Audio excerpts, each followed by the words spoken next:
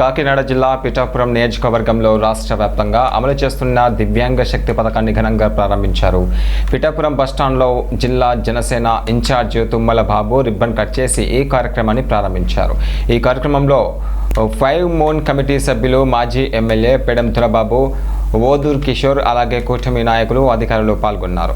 ఈ నేపథ్యంలోనే రాష్ట్ర ప్రభుత్వం చేస్తున్న మంచి అందరికీ తెలియజేసిందని చెప్పారు. అయితే రాష్ట్ర వ్యాప్తంగా సుమారు 12,76,000 మంది దివ్యాంగులకు ఉచిత బస్సు ప్రయాణ సౌకర్యాన్ని కల్పిస్తూ ఈ పథకాన్ని ప్రభుత్వం అమలు చేస్తున్నట్లుగా తెలిపారు. ఎన్నికల ముందే ఇచ్చిన హామీని నిలబెట్టుకుంటూ ఈ పథకాన్ని ప్రవేశపెట్టిన సీఎం చంద్రబాబు, అలాగే డిప్యూటీ సీఎం పవన్ కళ్యాణ్ను దివ్యాంగులు కృతజ్ఞతలు తెలిపారు.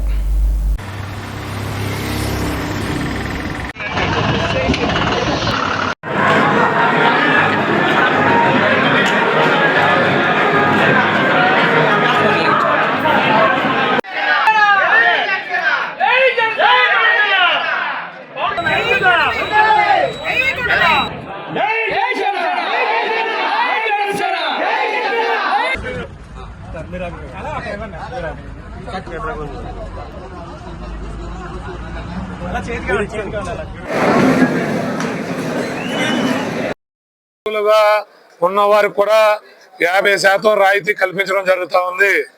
ఈ రోజు పిఠాపురం నియోజకవర్గంలో పవన్ కళ్యాణ్ గారు ప్రాతినిధ్యం వహిస్తున్నటువంటి ఈ నియోజకవర్గంలో 5,000 అంటే సుమారు 6,000 మంది ఈ పథకం ద్వారా లబ్ధి పొందుతూ ఉన్నారు.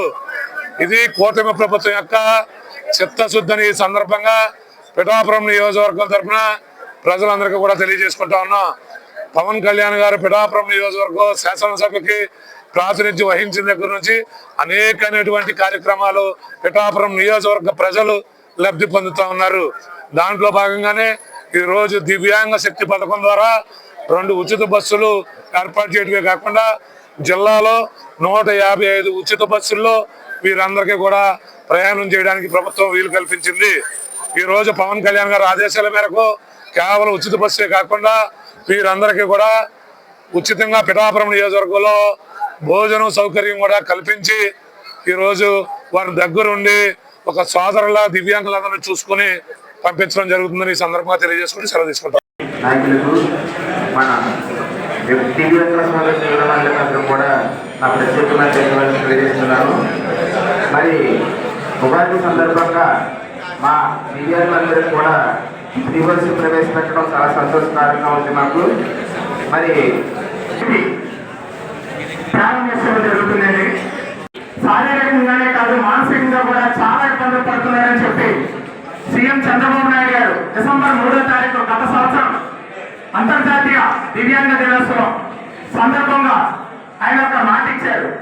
అంటే 3 నెలల్లోనే ఈ దివ్యాంగ శక్తి అనే పథకాన్ని తీసుకొచ్చి దివ్యాంగులకు ఉచిత బస్సులు ఇవ్వడం అనేది కూటమి ప్రభుత్వంలో చెప్పుకోవాల్సినటువంటి ముఖ్యాంశం.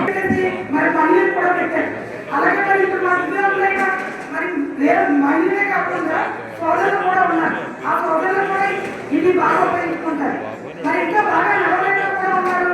మరి బాగా కోసం కూడా మరి మేము మాట్లాడుతూ ఉన్నాం. ఈ మధ్య కూటమి ప్రభుత్వం కోసం ఎప్పుడు కూడా పనిచేయాలి, కూటమి ప్రభుత్వం రావాలి, మా దివ్యాంగుల కోసం బాగుండాలి. అలాగే